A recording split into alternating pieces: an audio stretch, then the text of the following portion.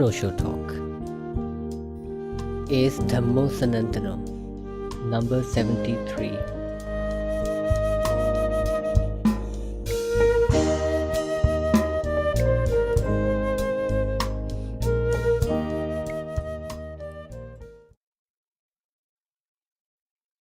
अयोगे युज्यमत्तानं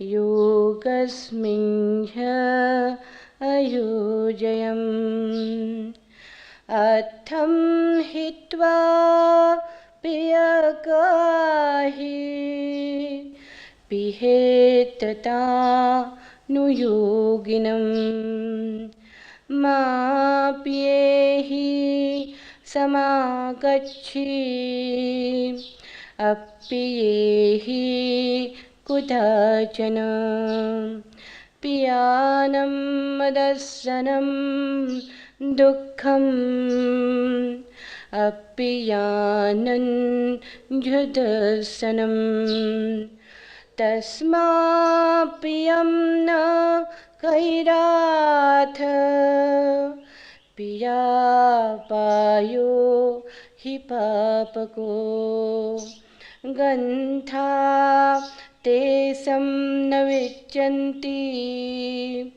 ये सं नत्थि पियं पियतो जायते शोको पियतो जायते भयम् पियतो विप्पमुत्तस्सा नत्थि शोको कुतो भयम् तणहाय जायते शोको तणहाय जायते भयम् तणहाय विप्पमुत्तस्सा नत्थि शोको कुतो भयम् चन्दजातो अनखायते मनसा च फुटोऽस्या कामेषु च अपटिबतचित्तो उथन्सोतो तिभुच्यते।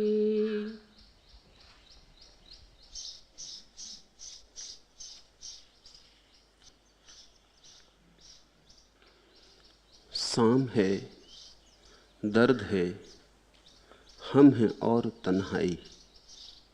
जिंदगी टूटा हुआ क्रम है और तन्हाई। कहने को लोग हैं, खुशियां हैं, तमन्नाएं हैं, न कोई दोस्त न हमदम है और तन्हाई। कोई आता है, आ रहा है, आएगा शायद, खूबसूरत या हमें भ्रम है और तन्हाई। उनके मिलते ही बिछुड़ने की कोई बात करो। रात है, घिरता हुआ तम है और तन्हाई। क्या करें, किसको पुकारें और कहाँ जाएं हम। आँख हर एक यहाँ नम है और तन्हाई। आदमी अकेला है और इस अकेलेपन के कारण दो यात्राओं पर आदमी जा सकता है। एक यात्रा है समाज की और एक यात्रा है सन्यास की। दोनों पैदा होते हैं अकेलेपन से, तन्हाई से। अकेला आदमी या तो अपने को बुलाने के लिए दूसरों का साथ खोजे, भीड़ खोजे, संबंध खोजे, संग खोजे, नाता रिश्ता खोजे, पत्नी में, पति में, बच्चों में, मित्रों में, परिवार में अपने को डुबा ले, भूल जाए कि मैं अकेला हूं। तो समाज की यात्रा शुरू हुई। लेकिन ऐसे कोई कभी भूल नहीं पाता। बार बार तन्हाई उभर उभर के निकलती रहती, जगह जगह से छेद हो जाते और जगह जगह से दिखाई पड़ता है वो सत्य जिसे हमने झुठलाने की कोशिश की है। लाख पत्नी हो, पति हो, मित्र हो, परिजन हो, फिर भी तुम होते तो अकेले ही हो। अकेलेपन को इतने जल्दी मिटा देने का कोई उपाय नहीं। इतने सस्ते में अकेलापन जाता होता तो आदमी सुखी हो गया होता। नहीं जाता है। अक्सर तो ऐसा होता है कि भीड़ तुम्हें और भी अकेला कर जाती। भीड़ और अकेलेपन को उभार उभार के बताने लगती। जितना तुम भुलाने की चेष्टा करते हो उतनी और याद आती। तो एक तो समाज, संग साथ, इनके द्वारा आदमी अपने को भुलाने की कोशिश करता है। और दूसरा सन्यास। सन्यास का अर्थ है अकेलेपन को किसी के संग साथ में भुलाना नहीं है, बल्कि अकेलेपन को जानना है क्या है। अकेलेपन में उतरना है, सीढ़ियां लगानी है, पहचानना है अपने को कि मैं कौन हूं जो अकेला है, और पहचानना है कि ये क्या है जो अकेलापन है। जो आदमी इस अकेलेपन को पहचानने चलता है एक दिन पाता है ये अकेलापन कैवल्य है, ये अकेला होना हमारा स्वभाव है, और इस अकेले होने में कोई पीड़ा नहीं, कोई दुख नहीं।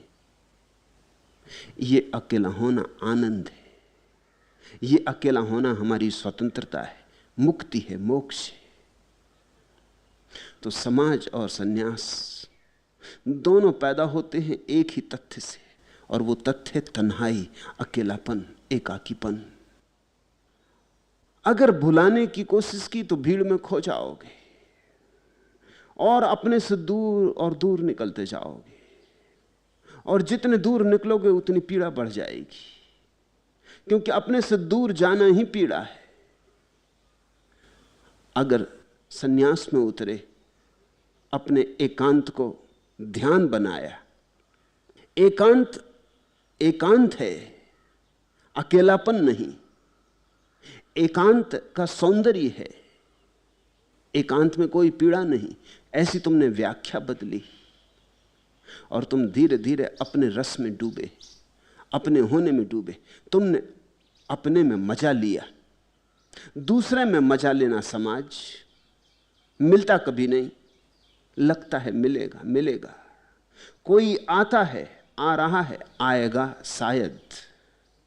खूबसूरत या हमें भ्रम है और तन्हाई, कोई कभी आता नहीं।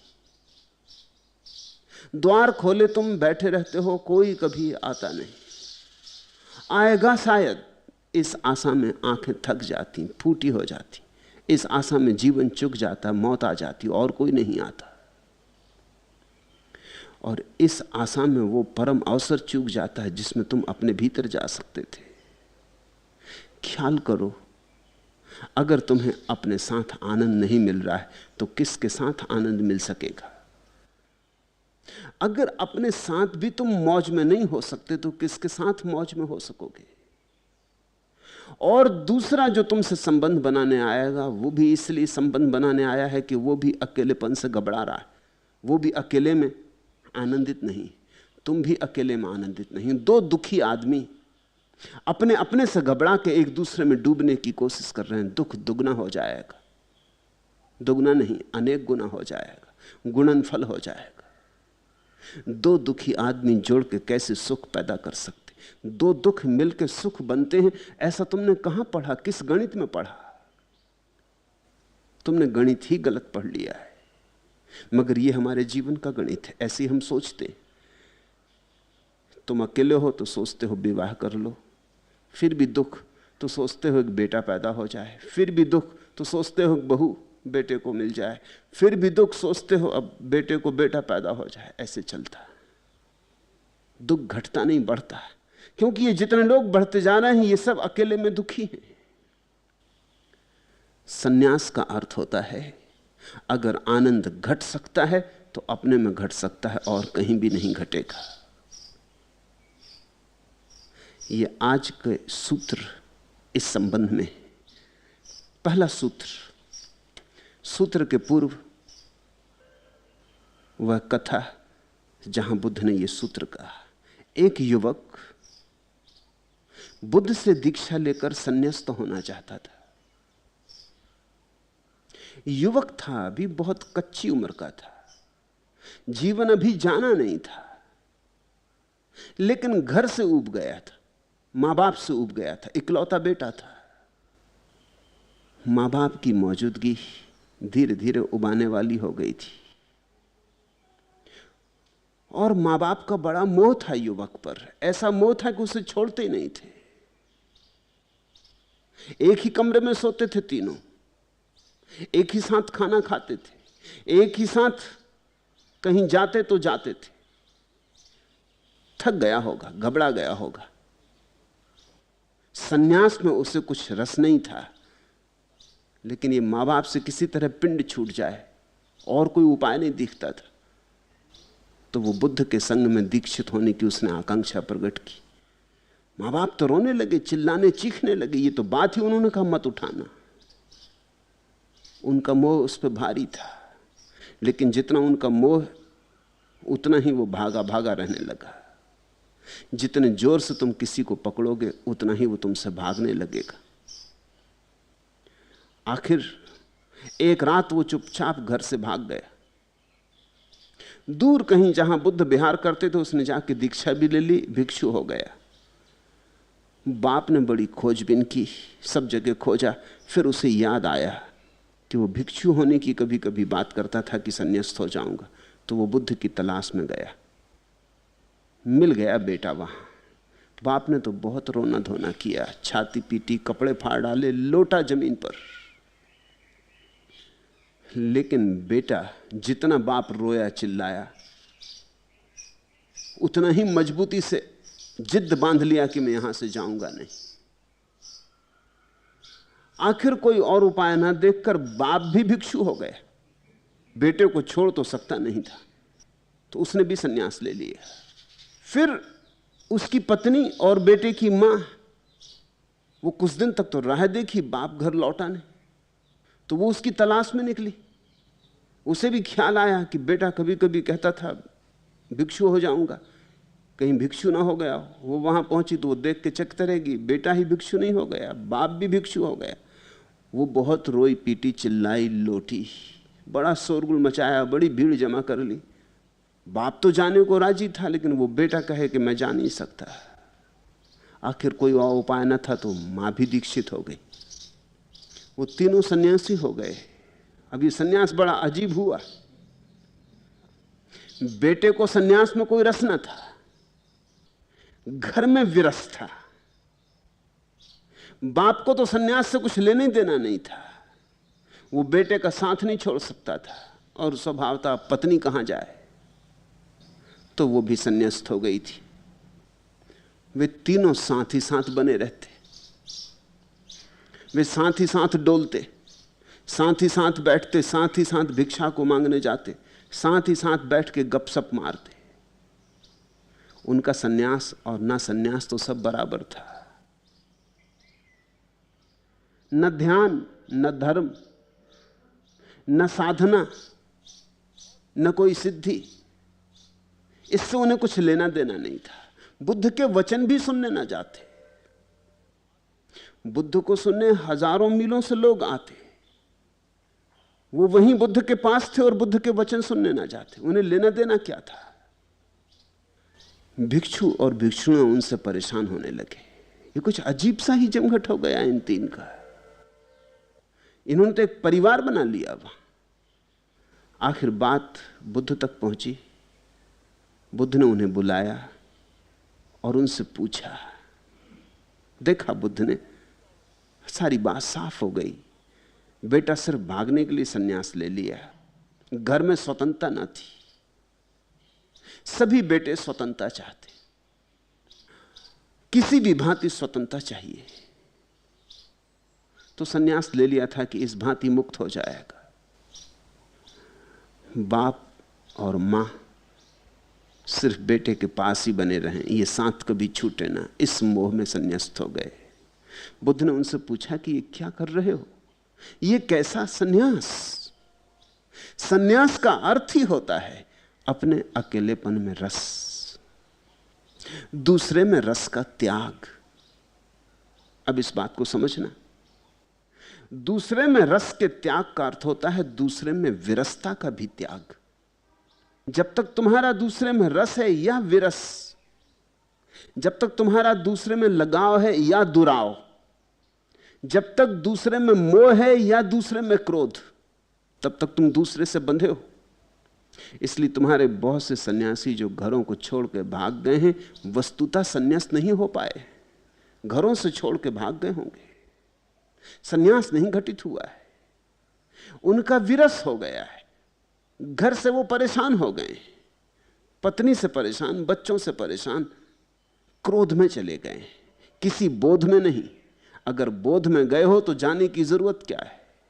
क्रोध में ही आदमी भागता है या भय में भागता है। बोध में तो भागने की जरूरत नहीं, बोध में तो स्थिर हो जाता है। बोध में तो जहां है वहीं ज्योतिर्मय हो जाता है। बोध में तो जहां है वहीं चिन्मय की वर्षा हो जाती। बोध में फिर क्या पहाड़ और क्या बाजार, क्या घर और क्या मंदिर, सब बराबर है। भगोड़ों में रस तो नहीं है, विरस है, पर विरस भी तो रस का ही रूप है। जैसे दूध फट गया, ऐसा विरस है, रस फट गया, लेकिन है दूध का ही रूपांतरण।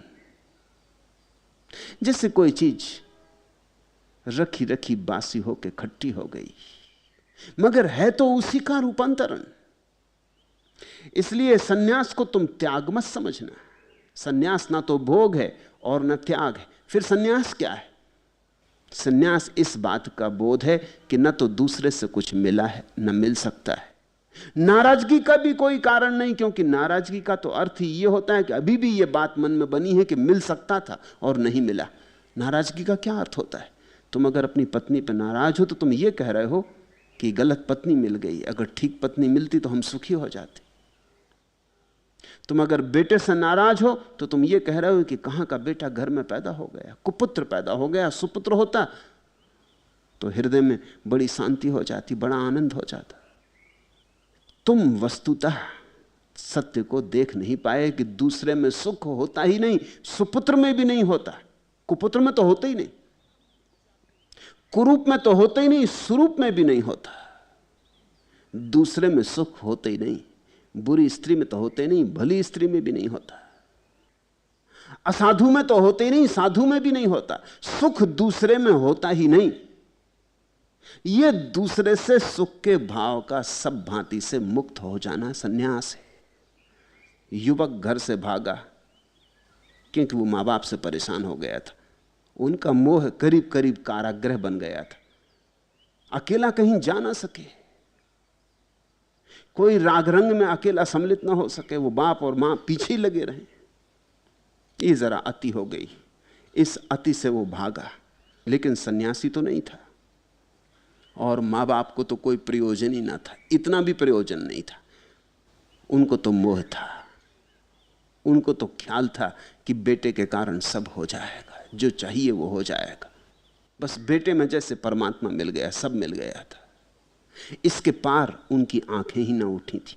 वो जमीन पर रेंगते हुए चल रहे थे, जमीन पर आंखें गड़ाए हुए चल रहे थे। और ध्यान रखना, जो जमीन पर आंखें गड़ाए चलेगा उसे अगर आकाश के तारे न दिखाई पड़े तो तारों का कोई कसूर नहीं।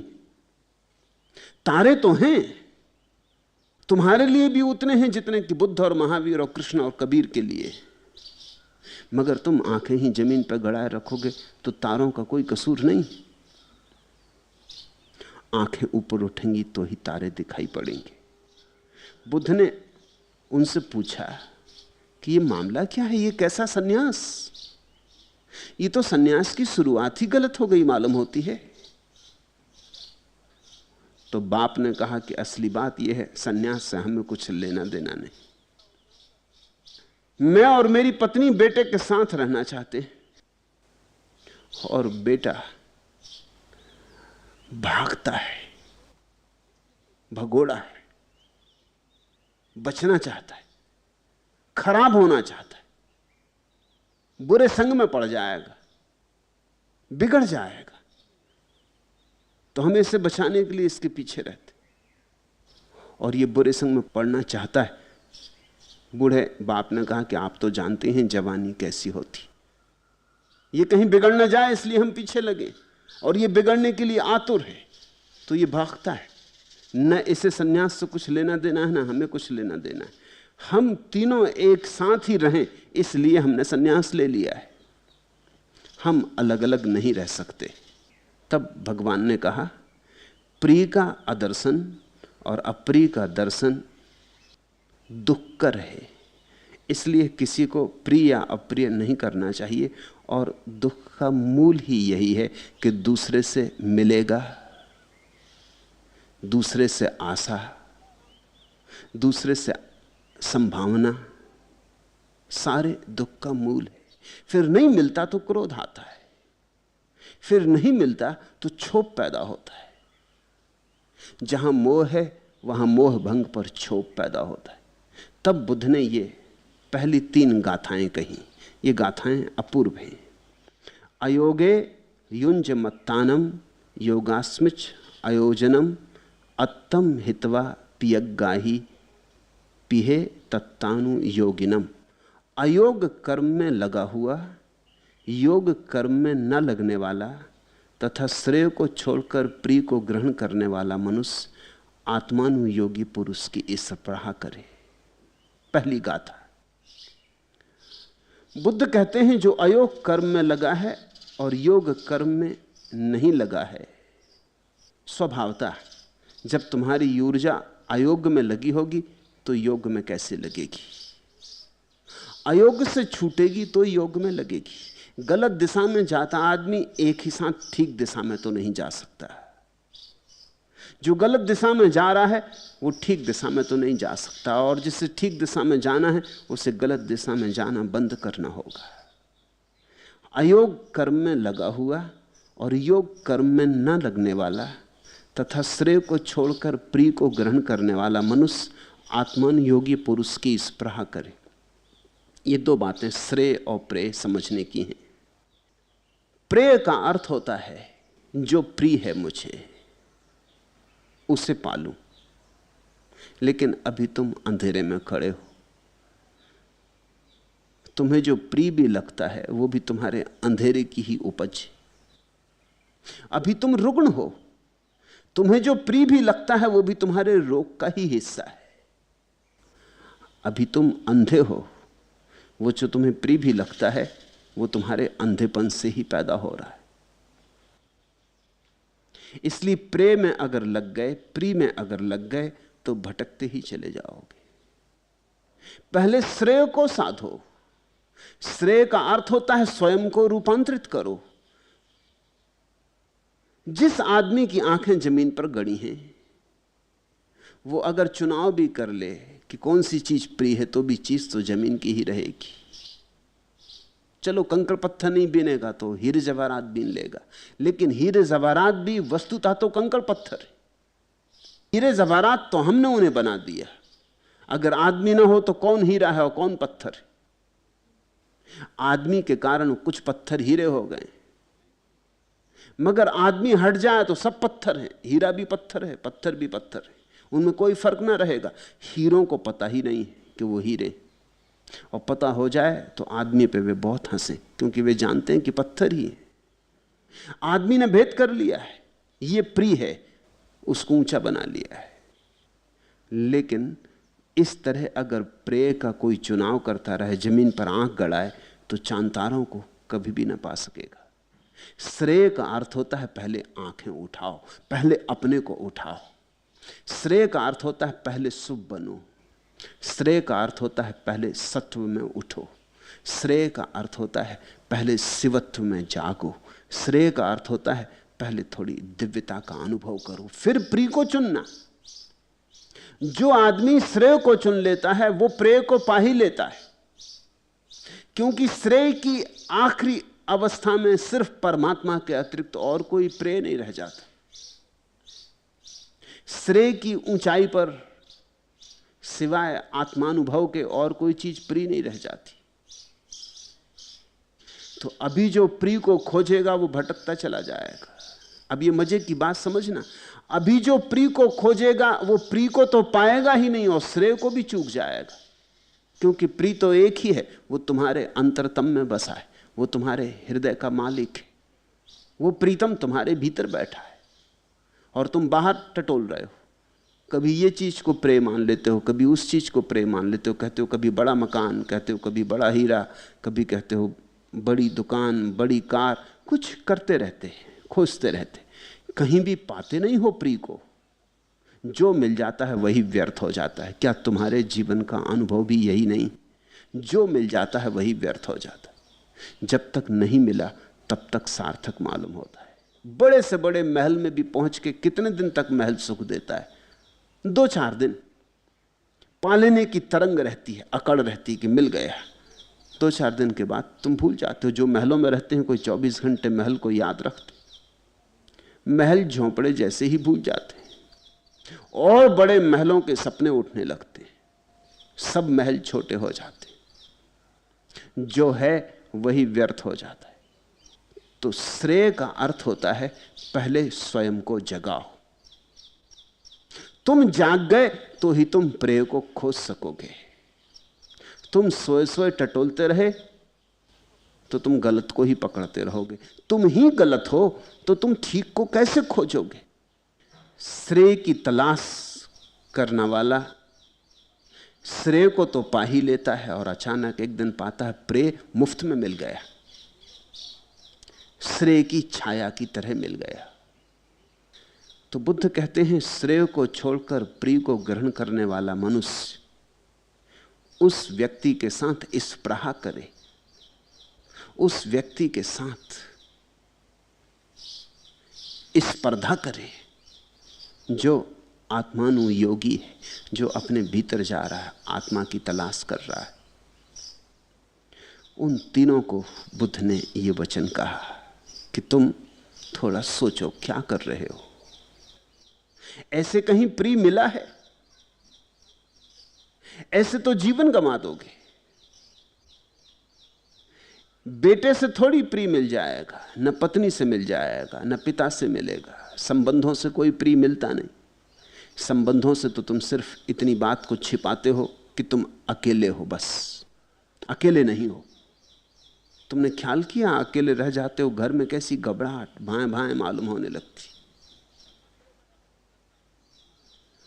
अकेले रहती से कुछ घबराहट, कुछ भय पकड़ता है, कोई असुरक्षा। अब कोई भी नहीं है, संगी साथी नहीं।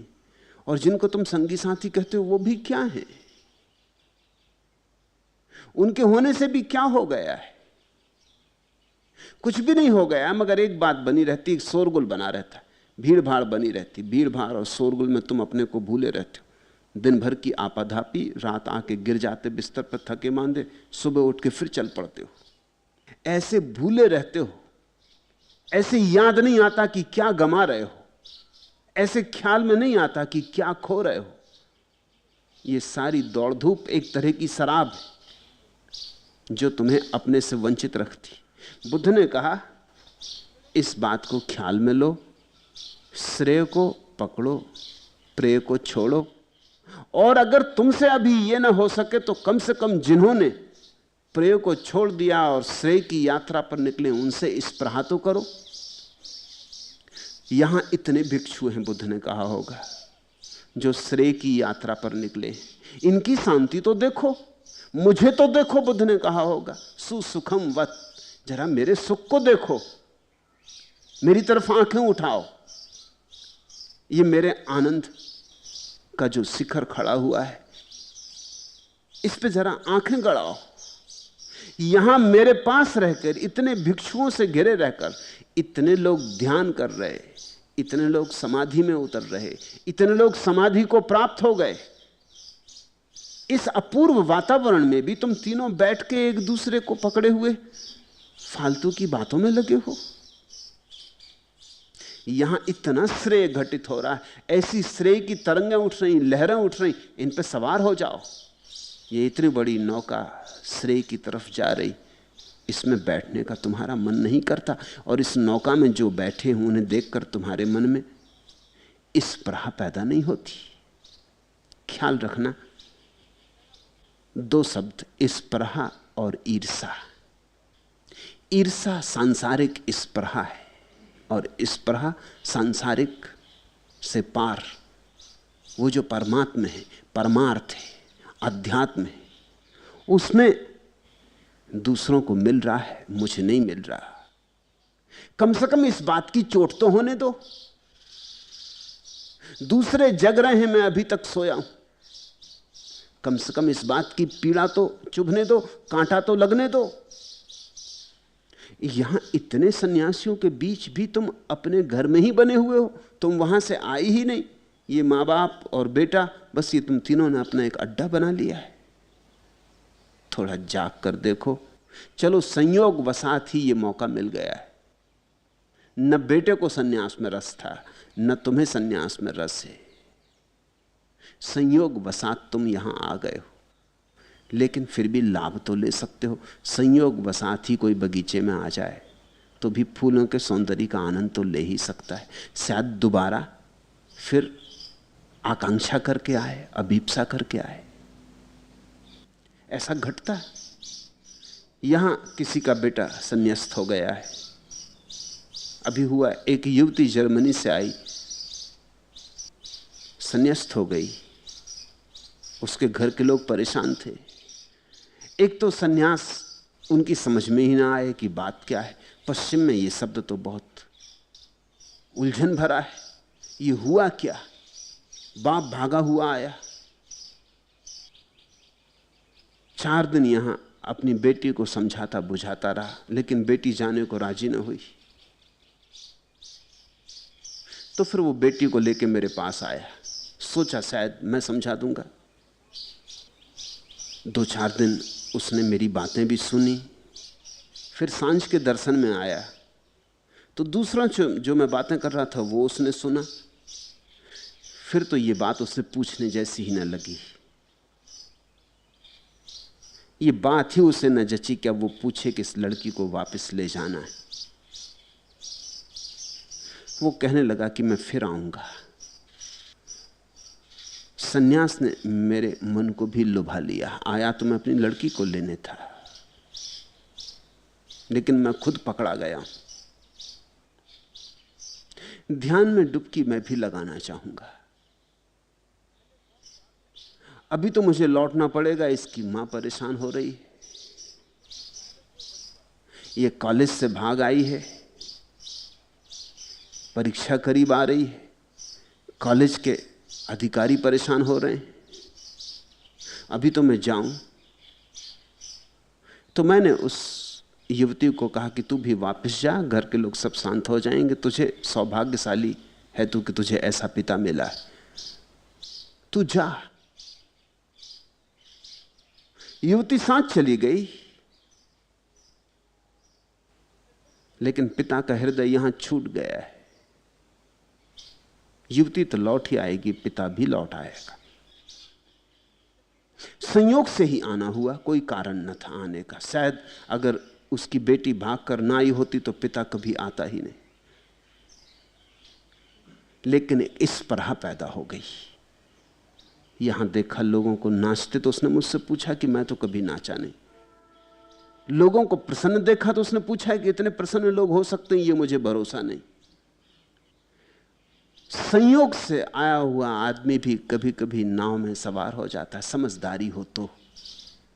और कभी कभी ऐसा होता है कि समझदारी ना हो तो तुम चेष्टा करके आए हो तो भी चूक जाओगे। वैसे लोग भी आ जाते,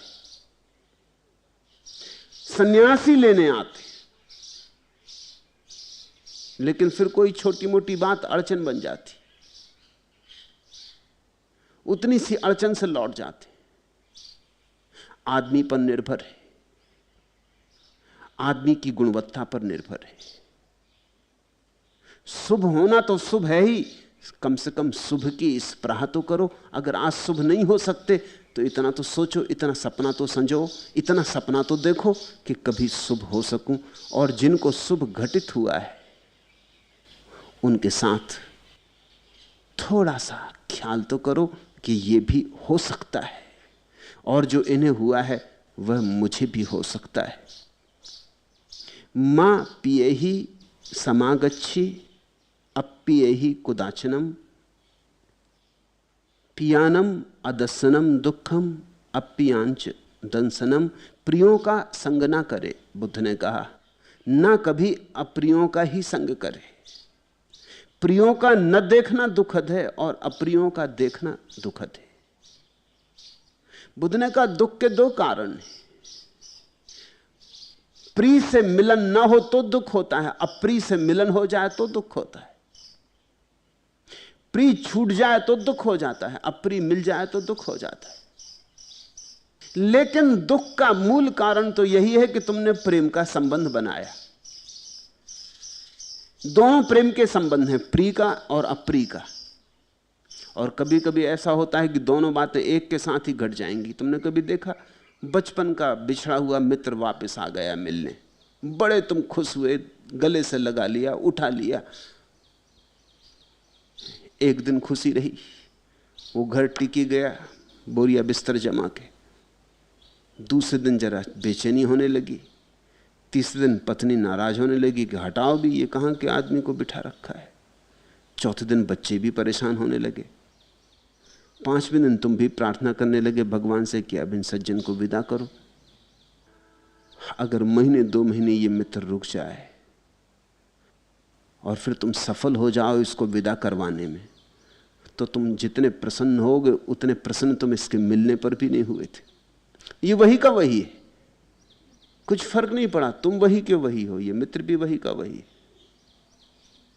लेकिन क्या हो गया, एक ही संबंध प्रेम का अप्रेम का भी बन जाता है। प्रेम और अप्रेम एक ही सिक्के के दो पहलू हैं। और बुद्ध कहता दोनों से दुख मिलता है। प्रिय बिछड़े तो दुख होता है, और बिछड़ना तो होगा ही, क्योंकि यहां मौत सबको अलग कर देगी। जन्म के पहले हम सब अलग थे, जन्म ने इकट्ठा कर दिया, मौत अलग कर देगी। नदी नाव संयोग, राह पर चलते यात्री मिल गए, तीर्थ यात्रा को गए थे, राह पर बातचीत हो गई, मिल गए, संबंध बन गया, फिर बिछड़ जाएंगे। सांझ को पक्षी एक वृक्ष पर आकर बैठ गए, मिलन हो गया, रात भर साथ रहेगा डेरा, सुबह फिर उड़ जाएंगे। जन्म ने मिला दिया है, मृत्यु फिर विदा कर देगी, तो विदा तो होना ही होगा, आज नहीं कल। फिर और बहुत से कारण हैं जिनने मिला दिया है। कोई स्त्री सुंदर है, उसके सौंदर्य के कारण तुम प्रेम में पड़ गए हो, लेकिन सौंदर्य टिकता थोड़ी, थोड़े दिनों बाद सौंदर्य तिरोहित हो जाएगा। मुल्ला नसरुद्दीन की पत्नी उससे पूछ रही थी कि क्या मैं बूढ़ी हो जाऊंगी तब भी तुम मुझे प्रेम करोगे? मुल्ला पहले तो अखबार पढ़ रहा था, तो उसने ठीक से सुना नहीं, उसने टालने को कहा हाँ जरूर, क्यों नहीं। तब उसे ख्याल आया कि वो क्या कह रहा है, तो उसने पूछा कि तुम अपनी माँ जैसी तो नहीं लगने लगोगी? अन्यथा मैं पहले से कह देता हूं कि फिर मुझसे ना हो सकेगा प्रेम इत्यादि। कभी तुम किस बात से, किसी कारण से किसी के प्रेम में पड़ गए, वो कारण हट जाएगा, फिर क्या करोगे? और कारण ना भी हटे तो भी जो चीज तुम्हें प्रीतिकर मालूम पड़ती है, जब दूर होती है, पास आने पर, मिल जाने पर उतनी प्रीतिकर मालूम होगी। अपनी पत्नी किसी को सुंदर मालूम होती, अपना पति किसी को सुंदर मालूम होता।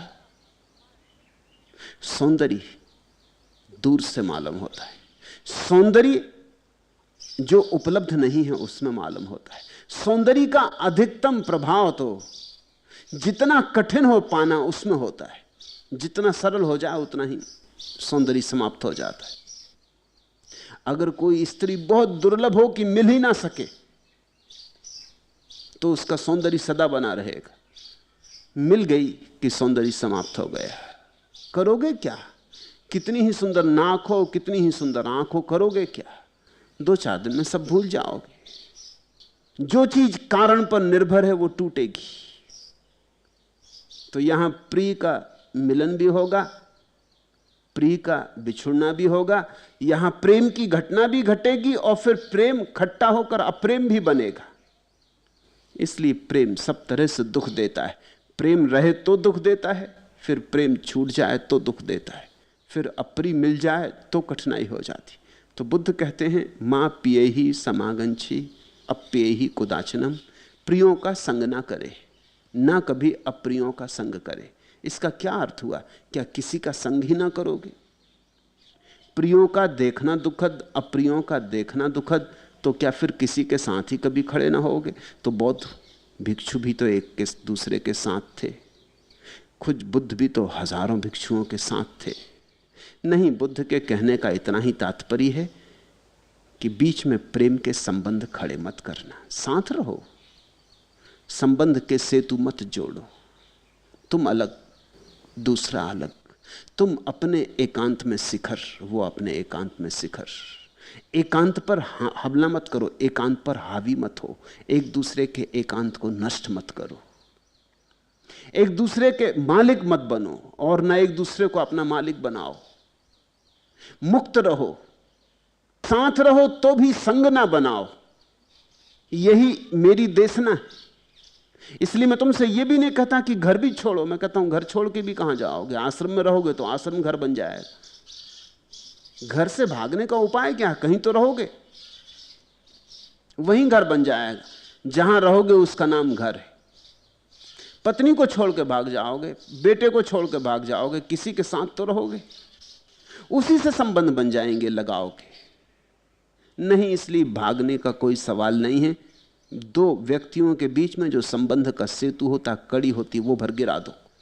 पत्नी के ही साथ रहो, लेकिन अब पति होके नहीं, पति का भाव जाने दो।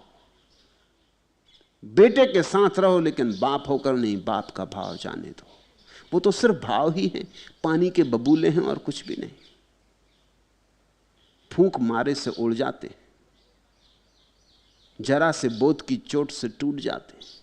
इंद्रधनुषों जैसे हैं, दिखाई पड़ते हैं बहुत रंगीन, पास जाओ तो हाथ में कुछ भी नहीं आता। इन बबूलों को गिर जाने दो, रहो साथ मगर संग ना बनाओ। साथ रहो और अगर संग ना बने तो न फिर दुख होता है। प्रिय के मिलन से, बिछड़न से, न अप्रिय के मिलन से, न अप्रिय के बिछड़न से, फिर तुम सभी स्थितियों को स्वीकार करने में कुशल हो जाते हो।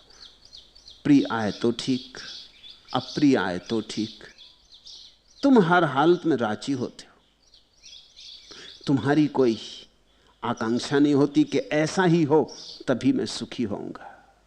और जब तुम्हारी ऐसी कोई शर्त नहीं होती, तब तुम्हारे सुख का क्या कहना, तब तुम्हारा सुख महासुख हो जाता है। तब सभी कारणों के पार, सभी शर्तों के पार तुम सुखी होते हो, सुख तुम्हारा स्वभाव हो जाता है। स्वामी रामतीर्थ सदा कहा करते थे, यूनान के बहुत बड़े वैज्ञानिक आर्किमिडीज ने कहा था कि यदि मुझे कोई स्थिर आधार, खड़े होने को स्थल मिल जाए तो मैं दुनिया को हिला सकता हूं। आर्किमिडीज कहता था कि अगर मुझे कुछ ऐसा एक छोटा सा बिंदु भी मिल जाए जो स्थिर है, स्थिर बिंदु जो हिलता नहीं, तो मैं उस पर खड़े होकर सारी दुनिया को हिला सकता हूं। किंतु वो बेचारा ऐसा स्थिर बिंदु ना पा सका, क्योंकि संसार में ऐसा कोई स्थिर बिंदु है ही नहीं। स्थिर बिंदु तुम्हारे भीतर है, बाहर नहीं। वह है तुम्हारी आत्मा। उसे पकड़ो और सारा संसार तुम चलाने लगोगे। अभी तो संसार तुम्हें चलाता है, अभी तो तुम परिस्थितियों के दास हो। अभी तो जरा सी बात बाहर घटती है और तुम कब जाते हो।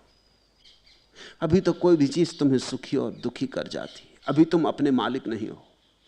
तो स्वामी रामतीर्थ कहते थे, और ठीक कहते थे, कि अगर तुम बाहर कोई ऐसा स्थिर बिंदु खोजने चले हो तो कहीं भी ना मिलेगा। ऐसी खोज का नाम ही संसार है। बाहर कोई स्थिर बिंदु मिल जाए जिसमें सुरक्षा हो, जहां मैं विश्राम कर सकूं। नहीं, ऐसा कोई स्थिर बिंदु है ही नहीं बाहर।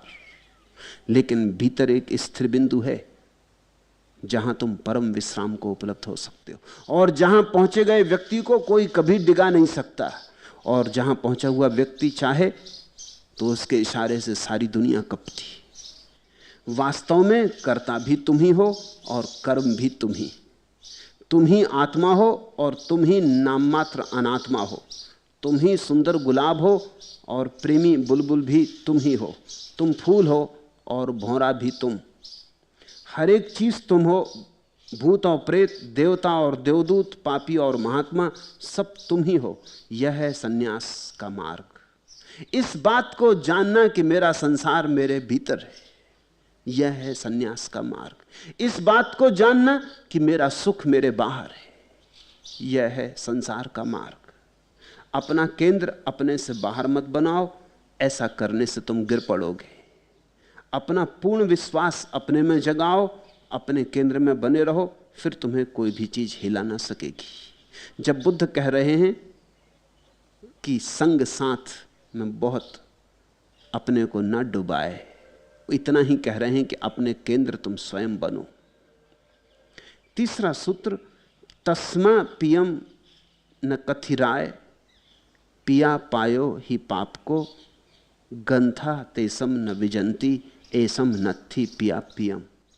इसलिए किसी को अपना प्रिय न बनावे। प्रिय से वियोग दुखद होता है, और जिनके प्रिय और अप्रिय नहीं होते वे निर्ग्रंथ होते। ये निर्ग्रंथ की परिभाषा समझो। जैन महावीर को निर्ग्रंथ कहते। निर्ग्रंथ बड़ा अनूठा शब्द है। ऐसे तो सीधा साफ सुथरा है। निर्ग्रंथ का अर्थ होता है जिसकी कोई ग्रंथि नहीं, जिसकी कोई गांठ नहीं। हम कहते हैं ना, दो आदमियों का विवाह हो गया, कहते हैं गांठ बंध गई, ग्रंथि पड़ गई। 7 चक्कर लगा के 7 गांठें डाल देते, खोलने ही मुश्किल कर देते।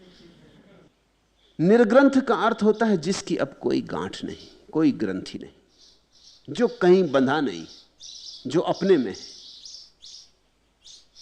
जिसका होना अपने में है, जिसका होना बाहर नहीं। तुमने बच्चों की कहानियां पढ़ी होंगी। बच्चों की कहानियों में आता है कि कोई राजा था, उसके प्राण एक तोते में बंद थे। तो राजा को मारो तो नहीं मरता था, जब तक कि तुम तोते की गर्दन न मरोड़ो।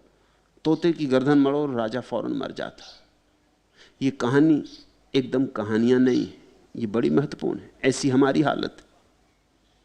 किसी के प्राण तिजोड़ी में बंद, तोते इत्यादि तो पुराने पड़ गए, तिजोड़ी। किसी के प्राण कुर्सी में बंद है। तोते मोतों का कौन भरोसा करे, उड़ जाएं, कुछ झंझट हो जाए। कुर्सी, उस पे बैठे तो कोई ले जा भी नहीं सकता कुर्सी, और जोर से उसको पकड़े, मगर कुर्सी तोड़ दो कि प्राण निकल जाते। ऐसा लगता है किसी के भी प्राण अपने भीतर नहीं। जिसके प्राण अपने भीतर हैं वो निर्ग्रंथ, और जिनके प्राण अपने से बाहर हैं वो सग्रंथ, उनकी गांठें। तुम्हारी पत्नी मर जाए तो तुम मरने की सोचने लगते, तुम्हारा बेटा मर जाए तो तुम मरने की सोचने लगते, तुम्हारा दिवाला निकल जाए तो तुम मरने की सोचने लगते, छोटी मोटी बात हो जाती है तुम मरने की सोचने लगते। तुम्हारे प्राण छोटी छोटी चीजों में पड़े। जहां कोई चीज गड़बड़ हुई बाहर कि तुमने तत्क्षण सोचा कि मर ही जाऊं। मनोवैज्ञानिक कहते हैं ऐसा आदमी खोजना मुश्किल है जिसने जीवन में कम से कम 10 बार आत्महत्या का विचार ना किया हो। और विचार करना करने के ही बराबर है, क्योंकि जो विचार में हो गया वो हो गया। तुमने बाहर किया या नहीं ये बहुत महत्वपूर्ण नहीं। अदालत तुम्हें नहीं पकड़ सकती, लेकिन परमात्मा की अगर कोई अदालत है तो वहां तो तुम पकड़े गए। पुलिस तुम्हें नहीं पकड़ सकता। तुम अगर बैठे अपने मन में आत्महत्या का विचार कर रहे, तुम्हें कोई नहीं पकड़ सकता जब तक कि तुम करने का उपाय ना करो। लेकिन विचार करने में तुम परमात्मा के सामने तो दोषी हो ही गए, तुम अपने सामने तो दोषी हो ही गए।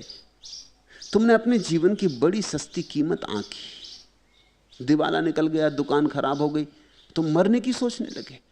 तो तुम्हारे जीवन का इतना ही मूल्य था जितना तुम्हारे दुकान का मूल्य था। तो तुमने जीवन की बड़ी कम कीमत आंकी। तो तुम दुकान के लिए जीते थे, तो दुकान तुम्हारे लिए नहीं थी, तुम दुकान के लिए थे। ये तो परमात्मा का जो ये विराट दान है, इसका तुमने बहुत अपमान किया। इसको कहते हैं ग्रंथि। निर्ग्रंथ का अर्थ होता है जिसकी कहीं कोई गांठ नहीं। तुमने देखा महावीर नग्न हो गए। निर्ग्रंथ का एक अर्थ नग्न होना भी होता है, क्योंकि जिसकी कोई गांठ ही नहीं उसके पास छिपाने को कुछ नहीं, ये उसका मतलब होता है। गांठें ही हम छिपाते, किसी को पता ना चल जाए गांठ कहाँ है, नहीं तो लोग गांठ पर चोट करने लगेंगे। एक छोटे बच्चे को अस्पताल में लाया गया, उसके हाथ में चोट लग गई थी। उसके हाथ पर पट्टी बांधने के पहले डॉक्टर जब उसके हाथ को ठीक करके पट्टी बांधने लगा तो उसने कहा रुकिए, दूसरे हाथ पे पट्टी बांधी। डॉक्टर ने कहा तू पागल हुआ, ये पट्टी तो इसलिए बांध रहे हैं कि स्कूल में कोई बच्चा वगैरह तुझे कोई दुखा ना दे। उसने कहा इसलिए तो मैं कह रहा हूं, आप स्कूल के बच्चों को नहीं जानते, आप इस हाथ में बांधिए जिसमें चोट नहीं है, क्योंकि जिस हाथ में पट्टी वो दुखाएंगे ही। उनको अगर पता चल गया कि चोट है तो आप स्कूल के बच्चों को जानते ही नहीं। ये दुनिया ऐसी है, यहां अगर लोगों को पता चल गया कहां तुम्हारी गांठ है, लोग उसी पे चोट करेंगे। तो लोग अपनी गांठों को छिपाते हैं, छिपाना पड़ता है।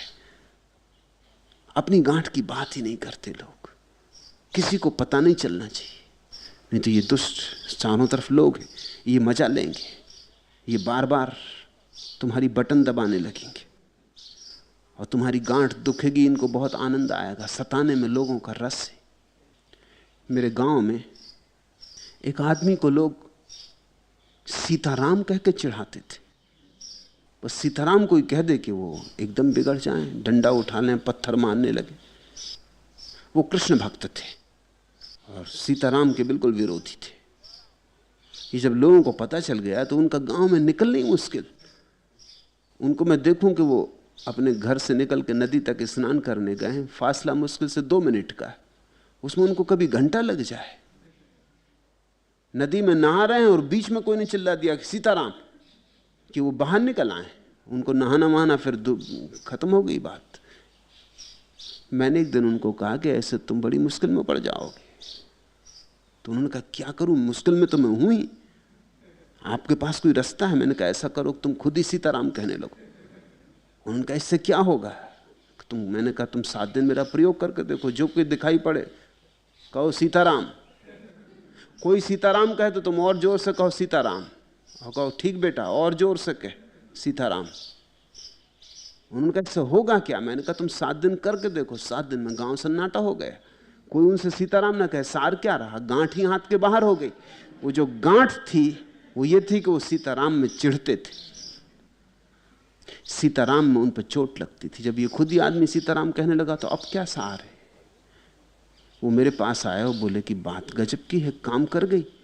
अब तो मैं निकलता हूं तलाश में, मुझे भी मजा आने लगा है कि कोई कह दे सीताराम, मगर कोई कहते ही नहीं।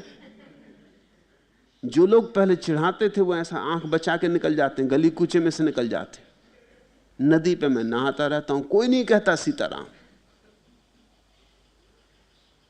जैसे ही तुम्हें लोगों को तुम्हारी गांठ पता चल जाए, लोग सताने लगते, वही करने लगते। महावीर नग्न हो गए, इसका अर्थ इतना ही है कि जब कोई गांठ ना रही तो अब छिपाने को कुछ ना रहा, निर्ग्रंथ हो गए, छोटे बच्चे की भांति खड़े हो गए। गंथा तेसम न विजंती, जो न प्रेम के संबंध बनाता न अप्रेम के, न मित्र बनाता न शत्रु, उसकी सारी ग्रंथियां गल जाती। अब तुम समझो, जीसस कहते हैं शत्रु को भी मित्र मानो। बात ऊंची कहते, मगर इतनी ऊंची नहीं जितनी बुद्ध की बात है। क्यों? क्योंकि जीसस कहते हैं शत्रु को भी मित्र मानो, लेकिन अगर तुम अभी मित्रता मानते हो तो शत्रुता से छूट ना सकोगे। क्योंकि मित्रता का अर्थ ही क्या होता है? मित्रता अर्थहीन है अगर शत्रुता ना हो। अगर कोई आदमी कहे कि सभी मेरे मित्र हैं तो इसका मतलब यह हुआ कि कोई मित्र नहीं है। मित्रता का अर्थ ही तब होता है जब कोई शत्रु भी हो। अगर तुम कहते हो सभी मेरे मित्र हैं तो कोई मित्र नहीं है। अगर तुम कहते हो मैं सभी को प्रेम करता हूं तो इसका साफ मतलब हुआ तुम किसी को प्रेम नहीं करते, क्योंकि प्रेम का मतलब होता है चुनाव। अगर कोई स्त्री तुमसे पूछे कि क्या आप मुझे प्रेम करते हो और तुम कहो कि जरूर करता हूं क्योंकि मैं तो सभी को प्रेम करता हूं, तो वो स्त्री तुमसे प्रसन्न होगी, वो कहेगी रास्ता पकड़ो। सभी को प्रेम करने वाले आदमी से क्या लेना देना। तुम कुछ ऐसी बात कहो कि तुम्ही को प्रेम करता हूं और तुम्ही को प्रेम करूंगा और सदा तुम्ही को किया, जन्म जन्म से तुम्ही को खोज रहा था। और अब जन्म जन्म तक तुम्हारे साथ ही रहूंगा। ये संबंध शाश्वत है, अब ये कभी छूटेगा नहीं। हमको एक दूसरे को भगवान ने एक दूसरे के लिए ही बनाया है। तब स्त्री प्रसन्न होती, तब लगता है कि तुमने विशिष्टता दी। अगर तुम कहो सभी मित्र हैं, तो तुम्हारे मित्र नाराज हो जाएंगे। शत्रुओं की तो छोड़ो, मित्र कहने लगेंगे तो फिर मतलब भी क्या हुआ। जीसस कहते हैं शत्रुओं को मित्र बना लो। बुद्ध कहते हैं शत्रु और मित्र दोनों साथ साथ हैं। जब तक तुम शत्रु मानते हो तभी तक मित्र हैं, जब तक तुम मित्र मानते हो तब तक शत्रु भी रहेंगे। दोनों को जाने दो, ये संबंध ही विदा करो। ये संबंध ही ठीक नहीं। इस संबंध से गांठें बनती हैं, गांठें दुख देती हैं। ये है, ये गांठें और गांठों के ऊपर गांठें हमारे दुख की व्याकरण। क्या पढ़ें दर्द की व्याकरण, जिंदगी है कटा अवतरण। रूप का, आयु का, सांस का आज होता ना एकीकरण। मोह किससे कहाँ तक चले, बंध न पाते नयन से चरण। सत्य की बात कैसे कहें, आवरण ही यहाँ आवरण। जो भटकते रहे उम्र भर, आंकते हैं वही आचरण। रेत है, संख है, आदमी धुंध के बीच खोई किरण। क्या पढ़ें दर्द की व्याकरण, जिंदगी है कटा अवतरण। यहां अगर तुम जिंदगी को गौर से देखो तो तुम दर्द का व्याकरण समझ जाओगे कि क्या है। गांठें बनाना, और हम गांठें बनाने में बड़े कुशल हैं। हम बड़ी जल्दी गांठें बनाते हैं। हमारी एक ही कुशलता है कि हम गांठें निर्मित कर लेते हैं, जल्दी से निर्मित कर लेते हैं, और फिर तकलीफ पाते हैं, फिर पीड़ा पाते हैं। ऐसे धीरे धीरे हमारे पूरे प्राण गांठों से भर जाते हैं। जगह जगह पीड़ा होने लगती, जगह जगह दर्द होने लगता है। धर्म का अर्थ है धीरे धीरे गांठों का विसर्जन और एक ऐसी निर्ग्रंथ दशा जहां तुम हो अपने में मस्त, जहां तुम हो अपने में पर्याप्त, जहां अगर सारी दुनिया इसी क्षण विदा हो जाए तो भी तुम्हारी मस्ती में कण भर अंतर ना पड़ेगा। तुम्हारी मस्ती ऐसी के ऐसी रहेगी। तो तुम्हारी मस्ती लोगों से मुक्त हो गई, तो तुम्हारी मस्ती तुम्हारी अपनी है, तुम्हारी संपदा है। अब इसे कोई छीन नहीं सकता है। जो छीना जा सके उसे संपदा मानना ही मत, वो विपदा है। जो छीनी ना जा सके वही संपत्ति है, से सब विपत्ति है। दूसरा सूत्र उसके पहले की कथा। एक श्रावक का बेटा मर गया, वह बहुत दुखी हुआ। श्रावक कहते हैं सुनने वाले को, बुद्ध को सुनता था।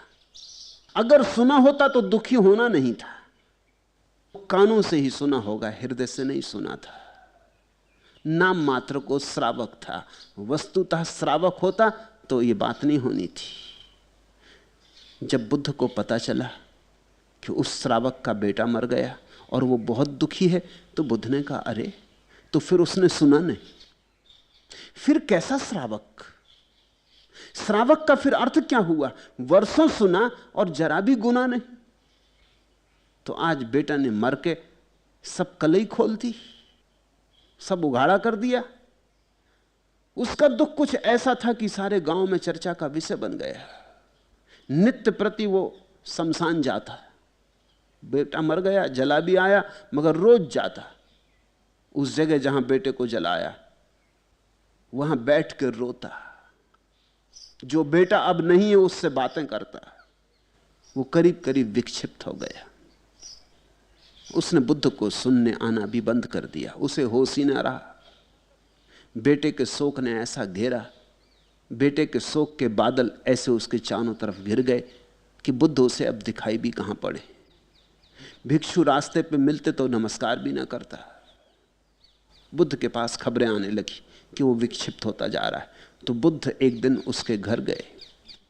भगवान ने उससे उसके शोक का कारण पूछा।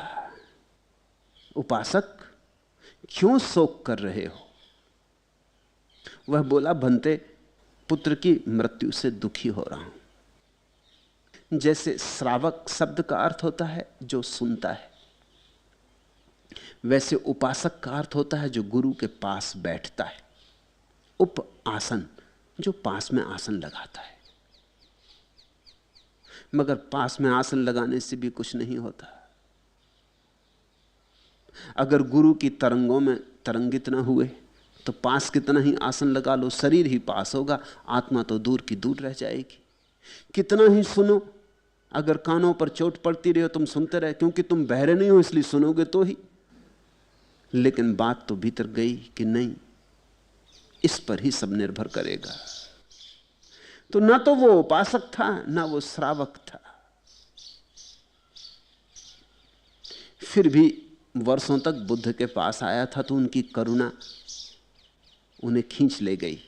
उससे पूछा, क्यों शोक कर रहे हो? तो उसने कहा, बंते, पुत्र की मृत्यु से दुखी हो रहा हूं। क्या आपको पता नहीं चला? क्या आपने सुना नहीं कि मेरा बेटा मर गया है? एकमात्र इकलौता बेटा, मेरी बुढ़ापे की वही तो लकड़ी था, मेरे बुढ़ापे की वही तो आंख था, मेरे बुढ़ापे का वही तो सहारा था। वो तत्क्षण छाती पीट पीट के रोने लगा। बुद्ध ने उससे कहा, मरण धर्म ही मरा है। जो मरता है वही मरा है, जो नहीं मरता वो नहीं मरा है। जो मरता ही, आज नहीं कल, कल नहीं परसों, वही मरा है। कुछ अनहोना नहीं हो गया है। तो तूने नष्ट होने वाले से राग बांध लिया था। अमृत को खोज, बुद्ध ने कहा। फिर से गौर से देख, बेटे के भीतर जो मरण धर्मा था वही मरा है। तो मरण धर्मा तो मरेगा ही। जो अमरण धर्मा था, जो अमृत था, जो नहीं मरता है, जो शाश्वत है, सनातन, तूने उससे जरा भी पहचान न की। और तू भी मरेगा तो जल्दी कर, अपने भीतर ही पहचान कर ले। नहीं तो कहीं तू भी ये ना सोचते रहना कि तू देह है, शरीर है, मन है, नहीं तो फिर तड़फेगा। इस अवसर को चूक मत। इस मौके को ध्यान का एक उपाय बना ले। अपने को पहचानने की कोशिश कर। तेरे भीतर भी वह है जो कभी नहीं मरता है। उसको पहचानते ही तू बेटे के भीतर भी जो कभी नहीं मरता उसको पहचान लेगा। और दुख के पार होने का एक ही उपाय है कि मृत्यु के पार हमें कुछ दिखाई पड़ जाए, अन्यथा हम दुख से कभी मुक्त नहीं हो सकते। फिर बुद्ध ने कहा, नष्ट हो जाने वाला ही नष्ट हुआ, मरने वाला ही मरा। उपासक, किसी को प्रिय बनाओगे तो शोक और भय उत्पन्न होता ही है। अशोक होना है तो प्रिय ना बनाओ, अप्रिय ना बनाओ। राग के संबंध न जोड़ो। जीवन को बोध में लगाओ, राग में नहीं। जागने में लगाओ, निद्रा और तंद्रा में नहीं। ऐसी परिस्थिति में बुद्ध ने ये सूत्र कहे, पीयतो जायते शोको, पीयतो जायते भयम, पीतो विप्पमुत्तस्य नत्थि शोको कुतो भयम। प्रिय से शोक उत्पन्न होता है, प्रिय से भय उत्पन्न होता है। प्रिय से मुक्त पुरुष को शोक नहीं है, फिर भय कहां? तणहाय जायते शोको, तणहाय जायते भयम, तणहाय विप्पमुत्तस्य नत्थि शोको कुतो भयम। तृष्णा से शोक उत्पन्न होता है, तृष्णा से भय उत्पन्न होता है। तृष्णा से मुक्त हुए पुरुष को शोक नहीं है, फिर भय कहां? जीवन में दुख और भय एक साथ जुड़े। जिस चीज से हमें भय उत्पन्न होता है उसी से हमें शोक उत्पन्न होता है। जैसे मृत्यु हमें भयभीत करती, तो मृत्यु से ही हमें शोक उत्पन्न होता है। और जब तक मृत्यु हमें भयभीत करती तब तक मृत्यु से शोक उत्पन्न होता रहेगा। आज बेटा मरा है, कल बेटी मरेगी, परसों पत्नी मरेगी, नरसों तुम भी मरोगे। और हर बार दुख घना होगा, दुख घना होगा। रोज रोज दुख घना होता जाता है। छोटे बच्चे जीवन में कुछ और क्या कर पाते हैं? सिर्फ दुख की परतें इकट्ठी करते चले जाते हैं और बूढ़े होते जाते। जैसे जैसे दुख पे परतें जमती जाती हैं वैसे वैसे आदमी बूढ़ा होता जाता है। कोरे कागज की तरह आते हैं छोटे बच्चे, और फिर लकीरों पे लकीरें दुख की लिखी जाती। हमारा जीवन दुख की एक कथा है। हम ये दुख कैसे लिखते? सारे दुखों के मूल में मृत्यु है। जहां भी हमें मृत्यु का भय लगता है वहीं समझ लेना कि अभी हम दुख की सीमा के भीतर हैं। जिस दिन तुम ये जान लोगे कि तुम्हारे भीतर कुछ है जो मृत्यु नहीं मिटा सकेगी, चिता नहीं जला सकेगी, जिसे शस्त्र छेद नहीं पाते, कृष्ण ने कहा है नैनम छिदंती शस्त्राणि नाहम दहती पावका, और जिसे अग्नि नहीं जलाती और जिसे शस्त्र नहीं छेदते, जब तक तुम उसे न जान लोगे तब तक भय, और जब तक भय तब तक शोक।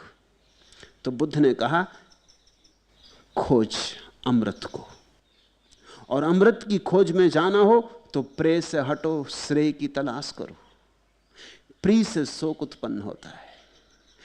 बुद्ध ये कह रहे हैं कि बेटे की मृत्यु के कारण ही तू दुखी नहीं है, तूने उसे बेटा माना इसलिए दुखी। इस बात को समझना। मैंने सुना है एक घर में आग लगी, घर का मालिक रोने लगा, चिल्लाने लगा, छाती पीटने लगा, जीवन भर की कमाई जली जाती थी, भयंकर लपटें थी, बुझने का कोई उपाय न था। तभी एक आदमी भाग आया, उसने कहा तुम व्यर्थ रो रहे हो, कल सांझ मैंने तुम्हारे बेटे को बात करते सुना, मकान उसने बेच दिया है। वो आदमी बोला सच? उसके आते बहते आंसू सूख गए। मकान अब भी जल रहा है मगर अब अपना नहीं, तो बात खत्म हो गई। लेकिन तभी बेटा भागा हुआ आया, उसने कहा कि बात ही चली थी, बयाना भी नहीं हुआ है, सौदा तो टूट ही गया समझो। फिर बाप रोने लगा, अभी भी मकान वही का वही, लेकिन अब फिर अपना हो गया। जैसे ही कोई चीज मेरी होती वैसी ही पीड़ा, और जैसी ही मेरी नहीं रही बात समाप्त हो गई।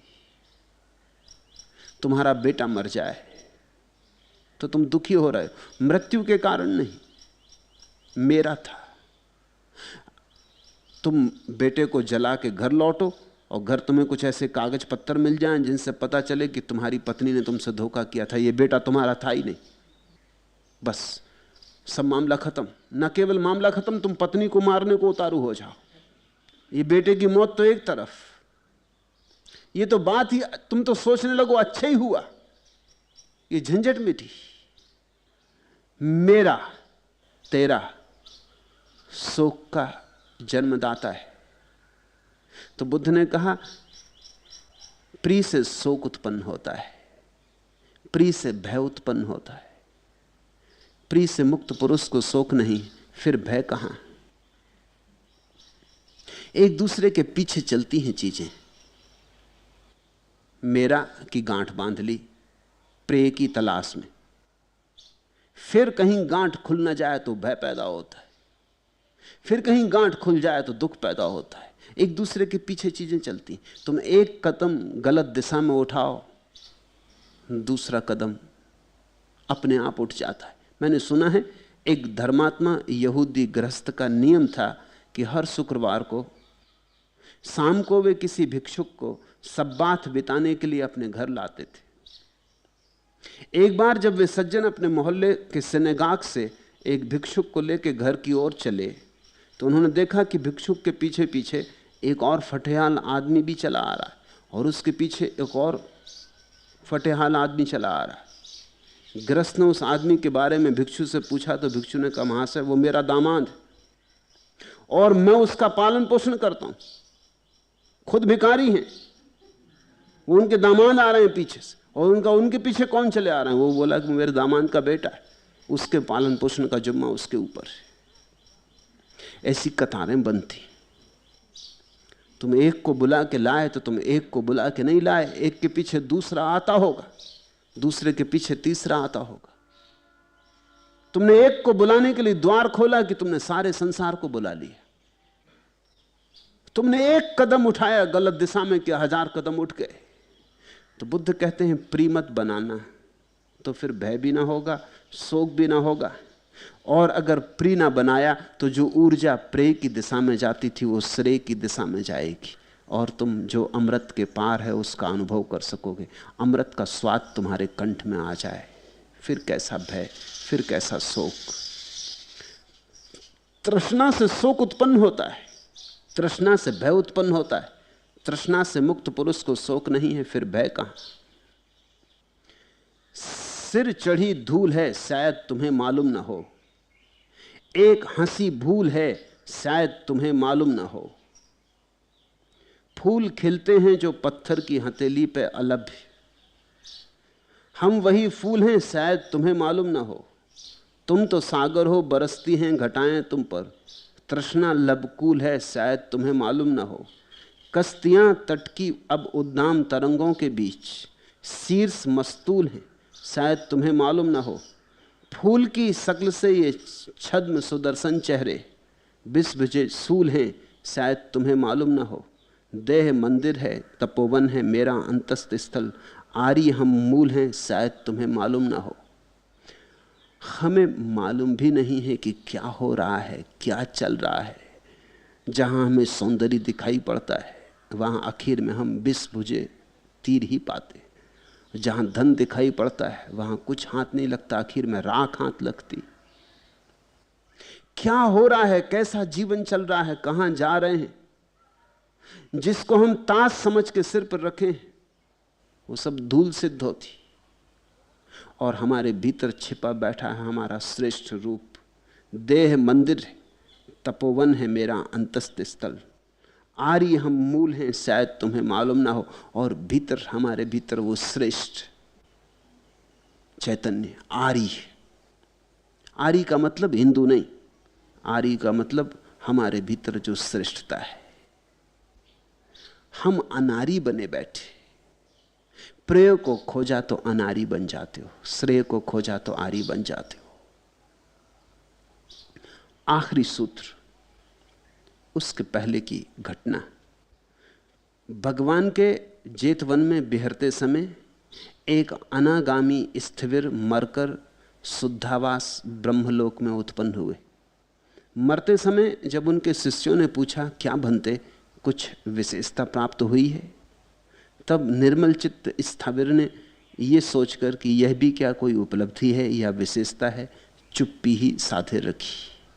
उनकी मृत्यु के पश्चात उनके शिष्य रोते हुए भगवान के पास जाकर उनकी गति पूछे। भगवान ने कहा, भिक्षुओं रो मत, वह मरकर शुद्धावास में उत्पन्न हुआ है। भिक्षुओं देखते हो तुम्हारा उपाध्याय कामों से रहित चित्त वाला हो गया है, जाओ खुशी मनाओ। तब शिष्यों ने कहा, पर उन्होंने मरते समय चुप्पी क्यों साधे रखी? हमने तो पूछा था, उन्होंने बताया क्यों नहीं? भगवान ने कहा, इसीलिए भिक्षुओं, इसीलिए क्योंकि निर्मल चित्त को उपलब्धि का भाव नहीं होता है। और तब उन्होंने यह गाथा कही।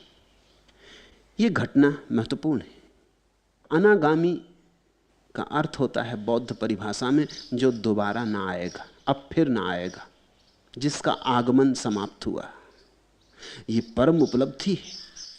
संसार में फिर न आने का अर्थ है पक गए।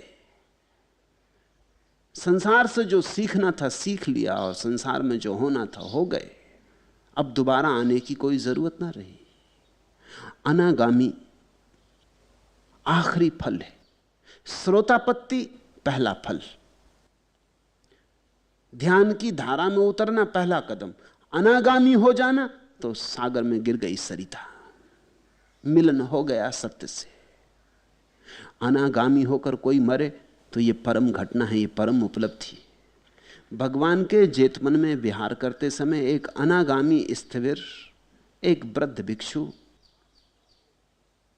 मरकर शुद्धावास ब्रह्मलोक में उत्पन्न हुए।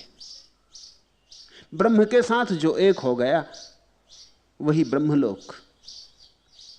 और जहां शुद्धि परम हो गई, जहां कुछ भी अशुद्ध ना रहा, वही शुद्धावास। मरते समय उनके शिष्यों ने पूछा क्या बनते, कुछ विशेषता प्राप्त हुई है। अब बुद्ध के शिष्यों में जैसे जैसे शिष्य वृद्ध हो जाते थे, योग्य हो जाते थे, समाधिस्थ हो जाते थे, तो बुद्ध उनको भेजते थे दूर दूर औरों तक संदेश पहुंचाने को। तो बुद्ध के जीते ही बुद्ध के बहुत से शिष्यों के भी शिष्य थे, क्योंकि ये वृद्ध समाधिस्थ पुरुष दूर दूर जाकर बुद्ध की खबर ले जाते, अनेक लोग इनसे दीक्षित होते, ये उपाध्याय कहलाते थे। ये बुद्ध की तरफ इशारा करते थे, ये शिक्षण देते थे कि कैसे बुद्ध में लीन हो जाओ, लेकिन ये बीच का सेतु बनते थे। तो ये जो स्थिविर वृद्ध भिक्षु की मृत्यु हुई, उनके शिष्यों ने उनसे जाकर पूछा, बनते कुछ विशेषता प्राप्त हुई? आप तो जा रहे हैं, हमें तो बता तो जाएं कम से कम कि कौन सी घटना घटी है आपके जीवन में, अंतरतम में इस समय क्या घट रहा है, आप क्या पाकर जा रहे हैं, आपकी क्या संपदा है, आप क्या होंगे, कहां पैदा होंगे कि नहीं पैदा होंगे, लौटेंगे अब कि नहीं लौटेंगे, हमें कुछ कह जाएं। बात बड़ी मीठी है। निर्मल चित्त स्थिविर ने यह सोचकर कि यह भी क्या कोई उपलब्धि है या विशेषता है, चुप्पी ही साधे रखी। उपलब्धि तो अहंकार की ही भाषा है। जब तुम कहते हो ये मैंने पा लिया, तो पाने से भी मैं ही मजबूत होता है। परम उपलब्धि का तो दावा नहीं किया जा सकता, क्योंकि जब तक दावेदार है तब तक परम उपलब्धि नहीं हो सकती। मैं जब तक है तब तक तुम कैसे दावा करोगे, और मैं ही दावेदार है, तो दावा तो हो ही नहीं सकता परम उपलब्धि का। परम उपलब्धि के संबंध में तो चुप रह जाने के सिवाय कोई उपाय नहीं। चुप्पी कोई समझ ले तो समझ ले, ना समझे तो उसकी वो जाने। इस वृद्ध स्थिविर को साफ दिखाई पड़ रहा है कि अब लौटूंगा नहीं, ये परम दशा आ गई। अब तुम ये मत सोचना कि इसका पता कैसे चलेगा। जब परम दशा आती है तो पता चलेगा ही। जैसे अंधेरी रात में एकदम उजेला हो जाए तो पता नहीं चलेगा। सिर में दर्द होता है तो पता चलता है, दर्द चला जाता है तो पता चलता है। जीवन भर पीड़ा रही, किसी न किसी तरह की सारी पीड़ा चली गई, सब तिरोहित हो गई, एकदम परम आनंद की वर्षा होने लगी भीतर, तो पता नहीं चलेगा। अंधेरा था जन्मों जन्मों का, सब कट गया। आखिरी परतें बची थीं वो भी टूट गई, आखिरी पर्दा भी उठ गया। तो इस स्थिविर को साफ दिखाई पड़ रहा है क्या हो गया। लेकिन सोचा कि ये भी क्या कोई उपलब्धि है। दो कारणों से ये उपलब्धि नहीं। पहली तो बात, उपलब्धि है अहंकार की भाषा, मैंने पा लिया। ये बात ही उस परम के संबंध में नहीं कही जा सकती। दूसरी बात, ये उपलब्धि नहीं कही जा सकती क्योंकि ये हमारा स्वभाव है। ये हमने पा लिया ऐसा थोड़ी, ये तो सदा से था ही, हम भूल गए थे, बस स्मरण किया है। इसलिए भी इसको उपलब्धि नहीं कह सकते। जब बुद्ध को ज्ञान हुआ और किसी ने पूछा क्या पाया, तो बुद्ध ने कहा पाया कुछ भी नहीं, जो मिला ही था उसे जाना। जो था ही, जो सदा से था, हमने आंख न डाली थी अपने खजाने पर, बस इतनी ही भूल थी। खजाना तो था ही, इसलिए पाया ऐसा कहना ठीक नहीं। प्रतिभिज्ञा हुई, पहचान हुई, पहचाना, जाना। इसलिए भी इस परम स्थिति को उपलब्धि नहीं कहा जा सकता। तो वृद्ध स्थिविर चुप ही रह गए, कुछ बोलना ठीक ना लगा। कहें कि अनागामी हो गया हूं, अब नहीं आऊंगा, तो ये भी आने का एक उपाय हो जाएगा, क्योंकि फिर थोड़ा मैं अभी शेष रह गया। कहें कि बहुत कुछ पा लिया जो पाना था, तो भी अज्ञान की ही घोषणा होगी।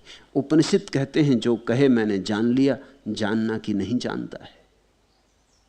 सुकरात ने कहा है कि जब मैंने जाना तो जाना कि मैं कुछ भी नहीं जानता हूं। तो ये वृद्ध स्थिविर चुप रह गया। लेकिन चुप्पी को तो बहुत कम लोग समझ सकते हैं, शब्दों को ही कम लोग समझ पाते हैं, चुप्पी को तो कौन समझेगा। कहो कहो तब नहीं सुन पाते, तो बिना कही बात तो कौन सुनेगा। भिक्षु तो बड़े उदास हो गए, और गुरु ऐसे ही मर रहा है, खाली हाथ, कुछ भी नहीं बता रहा कि कुछ मिला कि नहीं मिला। चित्त में बड़ी तकलीफ भी हुई होगी। मौत की तो तकलीफ हुई ही हुई, गुरु मर रहा है, साथ में ये भी तकलीफ हुई होगी कि ऐसे आदमी के शिष्य होकर हमको क्या होगा। ये तो मर गए और कुछ बिना पाए मर गए और हम इनके पीछे भटक रहे हैं, हम व्यर्थ ही परेशान हो रहे हैं। तो वो बुद्ध के पास गए। उनका रोना दो कारणों से था। एक तो गुरु मर गया, लेकिन उससे भी बड़ा कारण ये था कि हम भी किसके चक्कर में पड़े रहे, कुछ इसको मिले ही नहीं था। भगवान ने कहा, भिक्षुओं रो मत, तुम्हारा गुरु शुद्धावास में उत्पन्न हुआ है, परम शुद्धि में जागा है।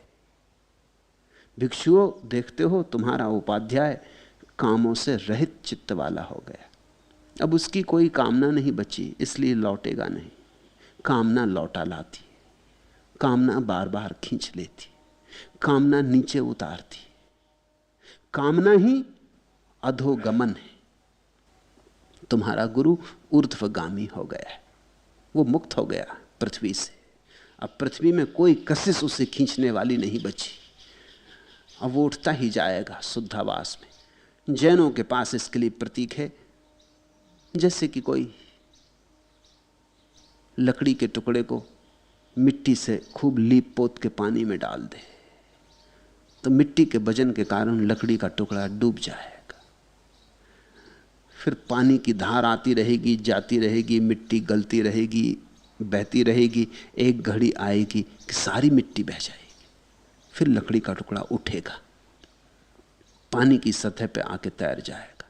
ऐसा जैन कहते हैं, सिद्ध पुरुष संसार की सतह पर उठ जाते, लोक की आखिरी सीमा पर पहुंच जाते हैं, जहां अलोक शुरू होता है।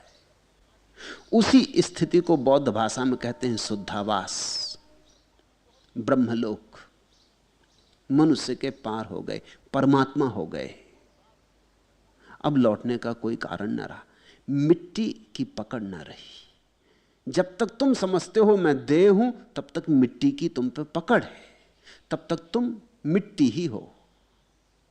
जिस दिन तुमने समझा कि मैं देह नहीं हूं, उसी दिन मिट्टी की पकड़ छूटी और धीरे धीरे मिट्टी बह जाती, तुम शुद्ध हो जाते हो, तुम्हारी चेतना ऊर्ध्वगामी हो जाती, ऊपर उठने लगती।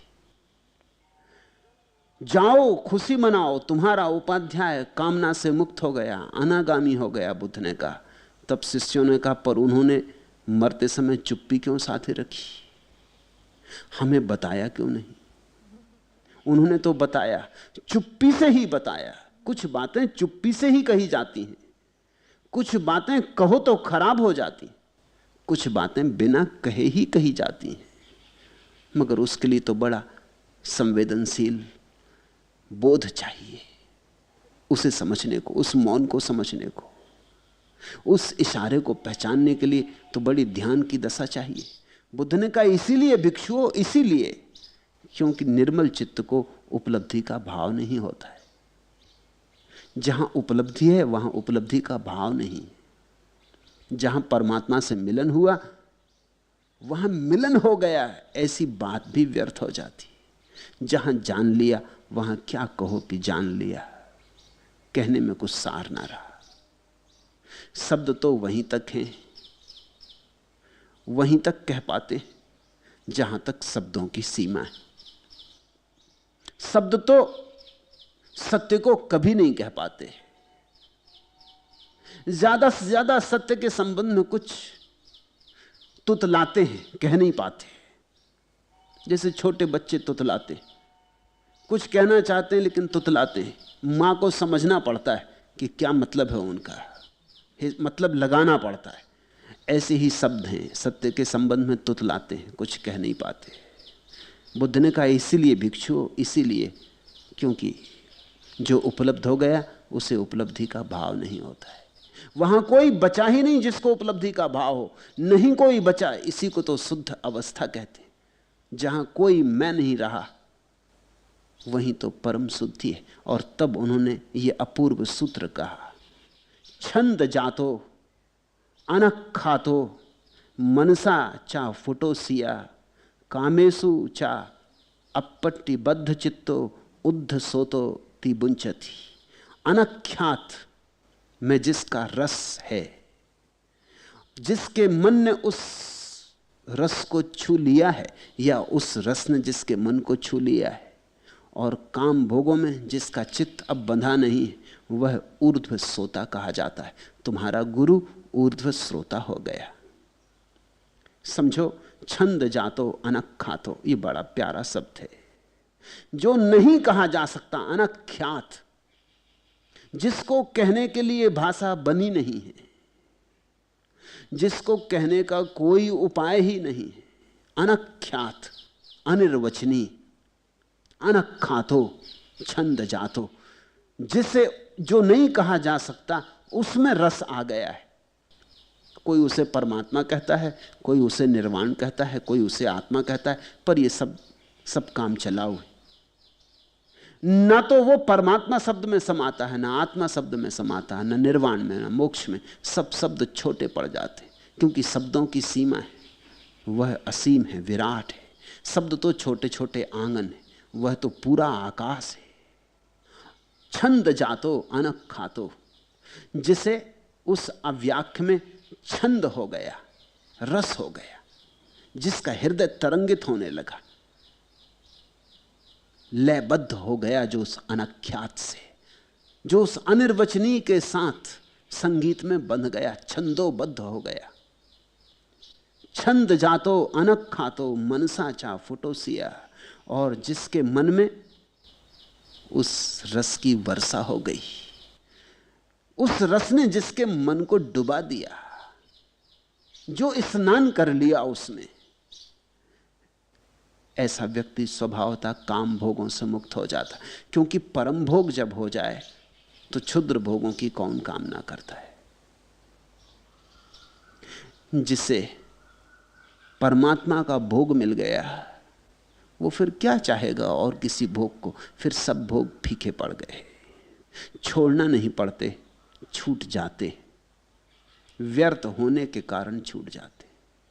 जिसको सार हाथ में आ गया, फिर वो आसार को नहीं पकड़ता। ऐसा व्यक्ति बुद्ध कहते हैं ऊर्ध्व सोता कहा जाता है।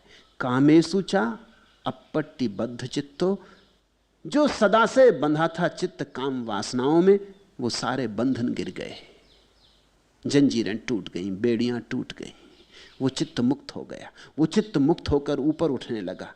कामेषु चा अपट्टि बद्ध चित्तो ऊर्ध्व सोतो तिबुंचति, ऐसे चैतन्य को ऊर्ध्वगामी, ऊर्ध्व श्रोता कहा जाता है। हम सब जब तक कामना से बंधे हैं अधोगामी, नीचे की तरफ जाने वाले।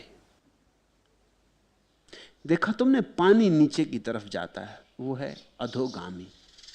जहां खड्डा हो उसी की तलाश करता है, ऊंचाई से हटता है, ऊंचाई में उसे रस नहीं। पहाड़ पे गिरेगा तो पहाड़ पे नहीं रुकेगा, भागेगा एकदम नीचे की तरफ। नदी झरने बन जाएगा और भागेगा, खाई खड्ड खोदेगा। छोटे मोटे खाई खड्डों से भी उसका मन नहीं भरता, भागते ही रहेगा जब तक कि समुद्र का खड्डा ना मिल जाए, बड़ा खड्डा ना मिल जाए। बड़े से बड़े खड्ड में जाकर रुकेगा। लेकिन यही पानी जब सूर्य के उत्ताप से तपता है, वाष्प बनता है, भाप बनता है, ऊपर की तरफ उठने लगता है, आकाश की तरफ, बादलों की तरफ, ऊर्ध्वगामी हो जाता है। वही पानी भाप बनकर ऊर्ध्वगामी हो जाता है। पानी वही है, पानी बनकर अधोगामी हो जाता है। तो चैतन्य की दो दशाएं हैं। जिसको हम चित्त कहते हैं वो पानी, और जिसको हम आत्मा कहते हैं वो भाप। ये चैतन्य की दो दशाएं हैं। जिसको हम मन कहते हैं, चित्त कहते हैं, वो पानी, वो नीचे की तरफ जाता, वो अधोगामी। और जिसको हम आत्मा कहते हैं वो यही पानी है जो तपश्चर्या से, तप से भाप बन गया, वाष्पीभूत हो गया, उड़ने लगा ऊपर की तरफ, पंख मिल गए जिसे। तो ऊर्ध्वगामी। नीचे चलो तो संसार है, ऊपर चलो तो परमात्मा है। छंद जातो अनक खातो, इस अव्याख्य में जिसको रस आ गया, जो नाचने लगा मग्न होकर, वह फिर नहीं लौटता। जो मयूर हो गया फिर नहीं लौटता। खिड़की से उड़ाई गंध, साथ लिए रस भीगे छंद, भीत टंगे पुष्पों के चित्र, बिखराते लगते मकरंद। किसी नई कविता की पंक्ति, अधरों पर हो उठी अधीर, परस गई फागुनी समीर। जैसे फागुन आता ना, फूल खिल जाते ना, गंध तैरती, ऐसा ही एक भीतर का फागुन भी है। खिले खुल की खिड़की भीतर की, खिड़की से उड़ाई गंध, साथ लिए रस भीगे छंद, भीत टगे पुष्पों के चित्र, बिखराते लगते मकरंद। किसी नई कविता की पंक्ति, अधरों पर हो उठी अधीर, परस गई फागुनी समीर। टेसू लहके पुरवा मारे, रंग भरी पिचकारी, ढोल मृदंग मंजीरे चढ़ते, स्वर की नई अटारी। एक बरस के बाद आज मन सुगना बहका रे, एक बरस के बाद आज फिर फागुन महका रे। ये तो बाहर के फागुन का गीत है। एक बरस के बाद आज फिर फागुन महका रे, एक बरस के बाद आज मन सुगना बहका रे। ये तो बाहर की बात है। भीतर की बात तो ऐसी कि बरस बरस के बाद, जन्म जन्म के बाद, आज मन सुगना बहका रे, बरस बरस के बाद, जन्म जन्म के बाद, आज फिर फागुन महका रे। छंद जातो अनक खातो, जिसको उस अव्याख्य में, निर्वाण में छंद आ गया, रस आ गया, जो मगन हो गया, मस्त हो गया, जो नाच उठा, जो गीत गीत हो गया, जो भूल ही गया अहंकार को, बात ही गई, मैं का भाव ही ना रहा। वही नाचता हुआ चैतन्य, वही भीतर की मदिरा से मस्त चैतन्य ऊर्ध्व श्रोता हो जाता है। आज इतना ही।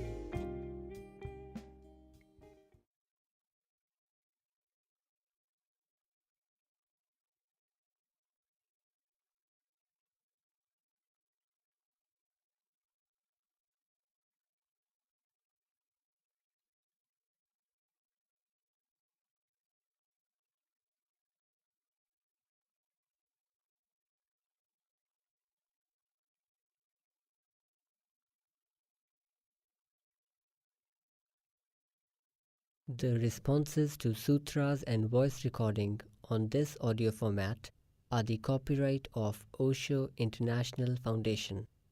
Copyright dates 1953 through 2003. All rights reserved. Reproduction in any media is prohibited. सूत्रों पर दिए गए संबोधन और ऑडियो माध्यम में मुद्रित आवाज़ पर ओशो इंटरनेशनल फाउंडेशन के कॉपीराइट हैं। कॉपीराइट 1953 से 2003, सर्वाधिकार सुरक्षित।